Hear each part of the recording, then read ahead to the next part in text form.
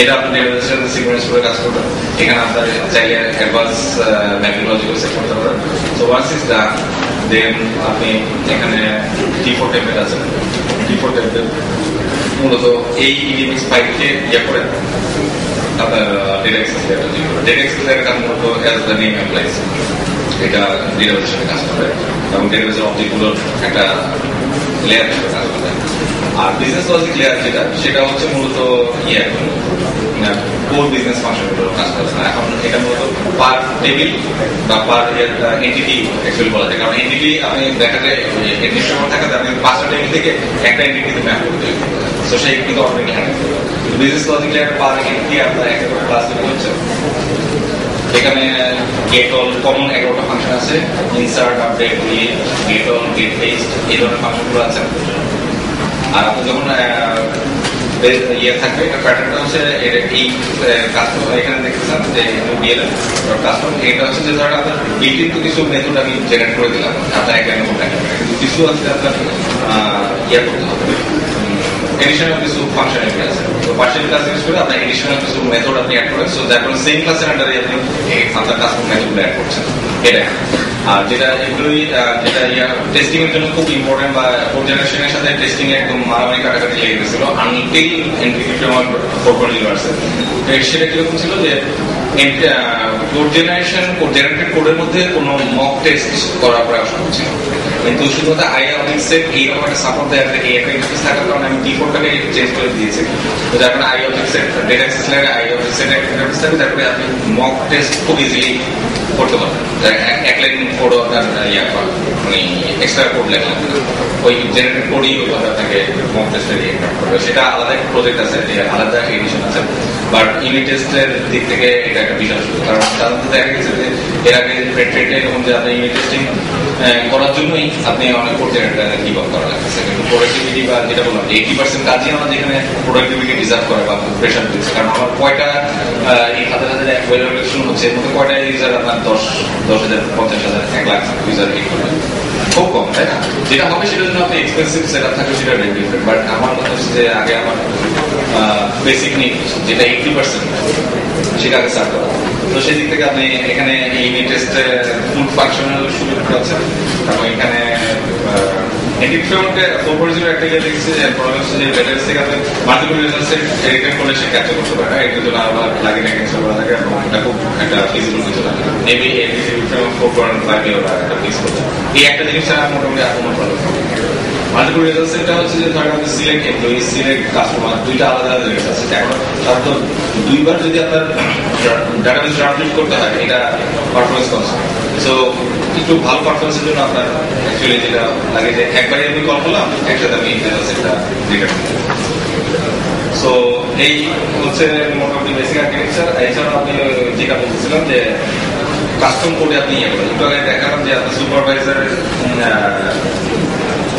ইয়েটা একটু আগে যেটা দেখাচ্ছিলাম যে কাস্টম বিজনেস লজিক, এখানে আমি খুব সিম্পল একটা ইয়ে দিয়েছি বিজনেস লজিক, যে আপনার যে একটা কোডের উপরে আপনি যখন ডেটা সেভ করবেন, আপনি চেক করে দেখবেন যে এমপ্লয়ির কান্ট্রি এবং সুপারভাইজারের কান্ট্রি সেম কিনা। এটা আপনার একটা বিজনেস রুল আসবে যে এমপ্লয়ির বস সবসময় সেম কান্ট্রি, হয়তো কালচারাল একটা ইস্যুতে ইত্যাদি।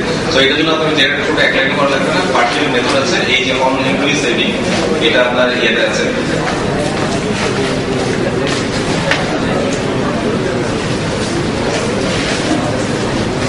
এখানে পার্সিয়াল মেথড ডিক্লেয়ার করা আছে।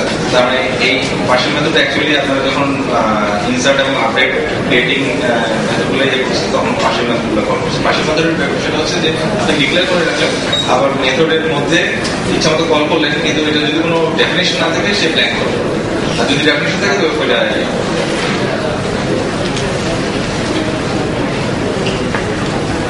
ক্রিয়েটিভিটিতে এখানে দেখেন on employee saving, on employee creating partial মেথডগুলো কল করা হয়েছে। এখানে আপনি জাস্ট পার্সিয়াল মেথডগুলো ডিফাইন করে দিয়েছেন, তো আপনি যে একটা কোডের মধ্যে কাস্টমার লজিক ঢোকাতে পারলেন, এবং মক টেস্টের যে এডিশনটা আছে ওটা অন্য কোনো এক সময় আপনারা নিজেও ডাউনলোড করে দেখতে পারেন। ওখানে আপনি দেখবেন যে মক টেস্ট বা মক যে কোনো ফ্রেমওয়ার্ক ইউজ করে আপনি এই জিনিসগুলো কাজ করতে পারছেন। সো এই মোটামুটি এখানে এছাড়াও স্টার্টার কিটের নেক্সট আমাদের যে ভাষণগুলো একটা প্ল্যানিং ইয়ে দিচ্ছি আমি।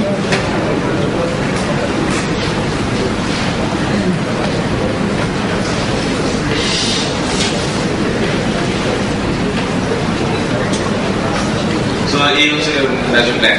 এন্ট্রি কিটের ভীষণ বা পপুলারিটির কারণে প্লাস আমার নিজের পার্সোনাল বেনিফিটের কারণে আমার কোম্পানিতে অর্গানাইজেশন আমরা সাকসেসফুলি ইমপ্লিমেন্ট করছি। যার কারণে আমরা দেখেছি যে ডেফিনেটলি টেকনোলজি চেঞ্জ হচ্ছে, নতুন নতুন টেকনোলজি আসছে। তো মাইক্রোসফটের মূলত এটা মাইক্রোসফট টেকনোলজিগুলোর উপরে ভিত্তি করে অলমোস্ট প্রায় 15টা এডিশন প্ল্যান করা হচ্ছে। এখন এই ইয়েতে আছে টেকনোলজি ট্রেন্ড, এখানে HTML5, তারপর jQuery others, HTML5 local storage, Windows Azure, SQL Azure, Silverlight, WCF Media Service, Entity Framework Link, Entity Framework T, অর্থাৎ Parallel, Entity Framework Combined Query, এরকম অনেকগুলো WCF Media Service অপারেশন করবে। এগুলো যখন প্রত্যেকটা আলাদা আলাদা ইয়ে থাকবে, এডিশন থাকবে, যাতে কেউ যদি মনে করতেছে যে আমার একটা প্রোডাক্টিভ ইয়ে দরকার এবং I need to do it with for instance SQL Azure, what I need to do. So আপনার যদি এগুলি স্ট্যান্ডার্ড জানা থাকে অলরেডি, আপনি প্যাটার্ন বা স্টাইলগুলো জানেন, আপনি ডাউনলোড করলেন SQL Azure ভার্সনটা ডাউনলোড করলেন, বলে আপনি ওই ফটো এক্সপার্ট দিলেন দেবেন, এটা ঠিক ওয়ার্ক ফাইন। অথবা আপনি HTML5 লোকাল স্টোরেজের উপরে এটা মানে পসিবলি 2-4 বছরের মধ্যে এটা খুব মেজর একটা ইম্প্যাক্ট ফেলবে ইন্ডাস্ট্রিতে, কারণ আপনার ব্রাউজার পারফরমেন্স হিউজ একটা পারফরমেন্স ইমপ্রুভ করা যায়। এছাড়াও উইন্ডোজ অ্যাপ ফ্যাব্রিক অর্থাৎ ডিস্ট্রিবিউটেড ক্যাশন এবং last version visual studio automated test already তৈরি হয়ে গেছে। আমি এডিশন হিসেবে এখন রিলিজ দিইনি, তো এটা অলমোস্ট প্রায় মোর দেন 90% ডান, 85% ডান আছে। তো ওইটা আপনার সোর্স কোড ডাউনলোড করলে আর ডিটেল দেখতে পাবেন। তো এই হচ্ছে আমার লেভেল ওভারভিউ। সো এখন let's welcome Wahid Hasan, who is he work for UI architecture part, so he will explain you.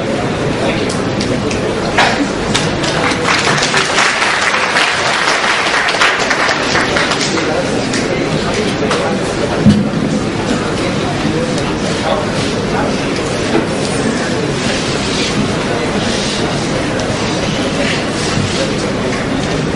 কেমন আছো সবাই? কেমন আছো?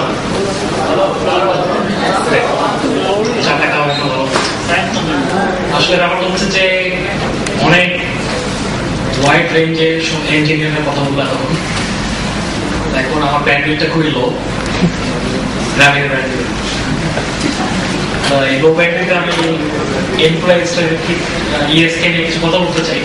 তার আগে একটা কিছু বলতে চাই, সেটা হচ্ছে বেসিক্যালি আমরা যারা সফটওয়্যার ডেভেলপ করি তারা শুধু সফটওয়্যার ডেভেলপ করে কেন?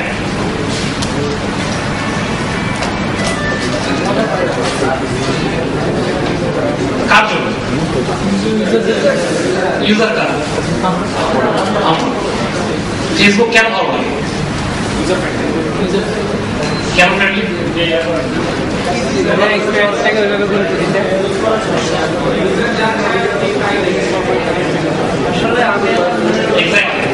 সবার কথাই ঠিক আছে। ঘটনা হচ্ছে আমরা ফেসবুক যখন ইউজ করি, এই লেটেস্ট আপডেট দিচ্ছে আমার ভালো লাগে, আমাদের ভালো লাগছে না জানি না। এই লেফট কর্নারে আবার লেফট কর্নারে একটা আপডেট আসতে থাকে। কিন্তু মজার ব্যাপার হলো মানুষ কোনো কিছু দেখে, মানে হিউম্যান ব্রেন তারা এদিক থেকে এদিকে পড়ে, ঠিক আছে? এদিক থেকে এদিকে পড়ে। সো লোগোটা দেখেন, লোগোটা সবসময় কিন্তু এইদিকে থাকে। তার কারণটা কি? আমাদের লোগোটা যেন সবসময় ভিজিবল থাকে। সো আপডেটটা দেওয়া হচ্ছে ছিল ওদের বাম দিকে, যার বাম দিকে আমি দেখতে পারি যে আপডেটটা হচ্ছে। Anyways, that's different case. And Facebook যে এত পপুলার হয়ে গেল তার একটাই কারণ, প্রোগ্রামার মন খারাপ করবে। বেসিক্যালি এভরিথিং ইজ প্রোগ্রামিং, কিন্তু এর আগে ছিল আমরা কিভাবে দেখি, এখন হচ্ছে ইউজার কিভাবে দেখে সেভাবে আপনাকে দেখতে হবে। User experience. আগে আমরা বলতাম গ্রাফিক ডিজাইন, তার থেকে আসলে ওয়েব ডিজাইন। ওয়েব ডিজাইন থেকে আসার পর এখন হয়ে গেছে ইউআই। না, ইউআই নিয়েও কথা বলি না আমরা, এখন we talk about user experience. একটা ইউজার আপনার ব্রাউজারে ইউআইটা লেখার পর থেকে একদম শেষ পর্যন্ত তার পিসি শাটডাউন করা পর্যন্ত সে আসলে কি করে, এক্সপিরিয়েন্স গ্যাদার করে, সেই এক্সপিরিয়েন্সটা আমাদেরকে দিতে হবে। ওকে, প্রোগ্রামাররা প্রোগ্রামিং করলো, তাদের সবকিছু ঠিক আছে, বিজনেস সব ঠিক আছে, না এটা এভাবে কাজ করবে, ফ্রেন্ড রিকোয়েস্ট যাবে আসবে, কিন্তু ইউজারদের কাছে ব্যাপারটা কেমন হবে? লাইক অ্যাপল, মাইক্রোসফট, তারা কি করছে? এটা টাচ করে সরাই দিয়ে কাজ করতেছে। আইফোন, অ্যান্ড্রয়েড, ইউআই খারাপ হলে কিনে না। কিছু কিছু ফোন আছে চাইনিজ ফোন, আমি কিনে না তার কারণ ইউআইটা ভালো না, ভালো লাগে না আমার, আইফোনটা কেমন কোনো সুবিধা নেই। সো ইউজার এক্সপিরিয়েন্স কিন্তু আসলে মূল ব্যাপার। যখন আমরা এই ইএসকে নিয়ে আসার কথা বলছিল, তার অলরেডি ইএসকে অনেক দূর চলে গেছে। ইএসকে অলরেডি বানানো হয়ে গেছে না, ইএসকে অলরেডি বানানো হয়ে গেছে তো, থার্ড এডিশন। এরপরে একদিন আমরা দুজন আলাপ করতে করতে একটা জিনিস ভেবে আসলো যে আচ্ছা বানাচ্ছি যে কার জন্য বানাচ্ছি। আমাদের মধ্যে একটা স্বতঃসিদ্ধ ব্যাপার চলে আসছে যে না, এন্টারপ্রাইজ ক্লায়েন্টের জন্য ইনহাউস ইউজ করবে, কি দরকার? ওরাও তো ক্লায়েন্ট, ওরাও তো ইউজার, দে আর হিউম্যান, ঠিক কি? সবাই হিউম্যান। মার্ক জুকারবার্গ কি তার ফেসবুক ইউজ করে না? সো সবাই হিউম্যান। সো হিউম্যান টেকনোলজি, আমাদেরকে হিউম্যান সেন্ট্রিক কাজ করতে হচ্ছে। So when we are working with human, we are playing with their emotions. ইমোশনটাকে ধরতে হবে মানুষের। ইমোশনটাকে ধরার কারণে আপনি এখানে ব্র্যান্ডিংটা দেখেন, এই ব্র্যান্ডিংটা দেখেন, .net প্লাস এই এমব্লেমটা দেখেন, এটাকে এমব্লেম বলেন, লোগোর পাশে যেটা থাকে। আর আমাদের আজকে যে স্লাইড শো, এটার কালারটা দেখেন। মনে কি হচ্ছে যে এটা মাইক্রোসফট তৈরি করছে? হচ্ছে না? কি বলেন? মাইক্রোসফট বানায়নি, এখন এরপরে নেক্সট যে চ্যালেঞ্জটা আসলো, লাইট ওয়েট করতে হবে, একদম লাইট ওয়েট। টেবিলকে তো অনেক আগে বিদায় দিয়ে দিয়েছি, গ্রিডটা আছে, যাই হোক গ্রিড কিভাবে সাইজ করতে হয় সেটা দেখাবো কিছু বলে। তা এখন লাইট ওয়েট করার জন্য কি দরকার? আমাদেরকে কমপ্লিটলি আমাদের সাইটের যে কন্টেন্ট গুলো আছে, স্ট্রাকচারটা আছে, তার থেকে আমার ডিজাইন পার্টটা পুরোপুরি আলাদা করে ফেলতে হবে। ডিজাইনারের কাজ করবে, প্রোগ্রামার কাজ করবে। ডেজনিতে যে কোম্পানিতে আমি এখন আছি, ইউজার এক্সপিরিয়েন্স আর্কিটেক্ট হিসাবে, এখানে এখন ডেভেলপাররা, আই মিন প্রোগ্রামাররা, সবাই ডেভেলপার, প্রোগ্রামাররা তারা কিন্তু এসপিএক্স এ কাজ করে না। ফটোশপ থেকে শুরু করে, পিএইচডি তে ডিজাইন করা থেকে শুরু করে একদম এসপিএক্স পর্যন্ত আমরা নিয়ে যাই। ইউজার এক্সপিরিয়েন্সটি তারা নিয়ে যায় প্রোগ্রামার থেকে দেখে, তারা আরামে কোড করে, ওরা চিন্তা করতে হয় না হ্যাঁ আমি একটা যদি হাইট শো হাইট করে ফেলি বা একটা আসে আমার টেবিল বাঁকা তারা। সো এখানে সেপারেশনটা দরকার। এই সেপারেশনটা করা হয়েছে আপনার ইএক্সকে। প্রোগ্রামার করবে প্রোগ্রামারের কাজ, যার যার ধর্ম তার কাজ। ওকে, সো এটা র্যাপ বলছি, সবাই র্যাপ বলে, আমি বলছি এটা লিকুইড, ভেরি লিকুইড। র্যাপ কেন? এটা ফাস্টার ডেভেলপমেন্ট, মানে বিলিভ মি